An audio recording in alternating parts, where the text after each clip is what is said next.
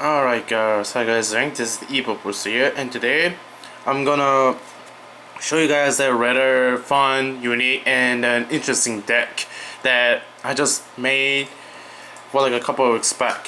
And do not let the Constellar Pollux at the picture for you. This deck profile that I'm gonna do is not really Constellars, so I like to call this deck HTC, or also known as Hand Traptrix Constellars, because I had this fun idea of adding hands and Traptrix engine to the normal engine of Constellars, and it actually works quite well. So I'm gonna show you guys the main deck right now. Alright, so for the Constellars is 3 Pollux, 3 Kaus, and 3 Sombre. So those are the 9 Constellar engine for this deck. Guidance and enchantments are not really needed in this deck because they do not quite work for this version of the deck, so I do not run them. I mean, I try to run them, but it clogs and the deck doesn't really work. And so one bear, because there is the Tenki in the deck, and bear pops monster by sending up the Tenki, so bear is good. Now to the fun step. 3 copies of Traptrix Myrmeleo. This card is what makes this deck fun, interesting, and also quite fast and consistent, because just summoning the one Myrmeleo, such as the Bottomelss, Traptrix Nightmare, and also times by Trapple, and all of those cards are very crucial cards at the meta right now. And this card also grabs those cards straight from the deck. So Myrmeleo is what makes this deck quite fast and consistent. So alright, so moving on to the more control aspect for the deck is 3 fire hands and 3 ice hands. Okay, normally the hands generally work well within the normal Constellar engine, but having the 3 hands in this kind of build really helps for you to stun your opponent, because this plate is already stunned your opponent well enough so that they're forced to think about their plays, and the hands just puts that more. The hand just put that more stun and control than the plate is, and Constellar is what they do best. It's the control stun deck, and adding hands to the deck further increases your chance of stunning your opponent and controlling the board. And yeah, hands are good in this deck. They also helps with problem cards too, like particularly the ice hand in this deck helps deal with side deck cards like skill drains and light impinging mirrors. And fire hands helps deal with the monster that the Pleiades cannot get over, because there are times Pleiades do not have an answer to every single monster they play, so hands help with that. So, and to run up the monster is 2 Maxx Cs.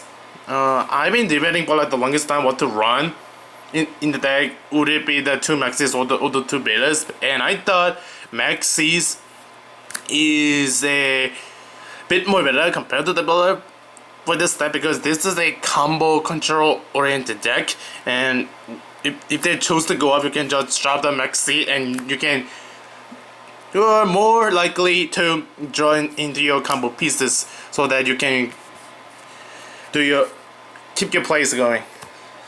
Alright, so those are the monsters. There are quite a lot of monsters in this deck. I think there are like 20 monsters. Alright, well, the spell is pretty simple and not a lot. 2 Rhoda, 3 Tenkis, 2 Dualities, and 2 Lances.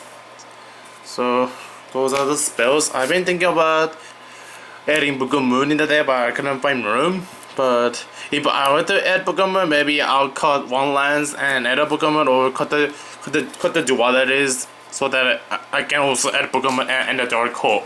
But Dark Hole is not really good at the moment right now, due to the fact that if you go first, Dark Hole is pretty much dead. Dark Hole is not a good card to have if you are going first. So yeah, but the traps is 1 Solemn Warning, 1 Torrent Tribute, 1 Compulsory, 1 Bottomless Trap Hole, and 2 Traptrix Nightmare. I use the 2 Traptrix Trap 1 army at the past 2 locals that I use this deck in, but I replace the second Trap 1 army with time space Trap Hole, because this card is more better than Trap 1 army, because it's like a bottomless Trap Hole, and Myrmeleo also such this card. Alright, so for those of you who do not know what Time Space Trap Hole does is, it reads, when your opponent special summons the monsters from the hand or extra deck, shuffle the monsters into the deck, and then you lose 1,000 life points for each shuffled monster. So this is like a bottomless shuffle, but the fact that why I like this card is that it deals with mid-range, because it doesn't destroys the monster. It simply shuffles the monsters right back into the deck. It also deals with major random threats that drops when they just drop, like random Judgment Dragons, random BLSs, random Chaos Sorcerers, and then this card singularly answers them by shuffling those right back into the deck. This card is a really good card so far. And to round up the rest of the spells is Double Breakthrough, Ancestor Midrash, and Better Than the Beta, because this can stop effect twice. One on your opponent's turn and one more on during your turn. And 2 Call of the Haunted. Call of the Haunted is rather interesting card for this deck, because you can call back the hands to gain presence, aggro, and to gain control on the board. You can call back a Sunrise in your graveyard, so then you can do your plays next turn, and then you can call up Haunted Myrmeleo to blow up a back row that they have. So Call of Haunted is very good and fun card to use. Alright, the extra deck is nothing. It's quite simple.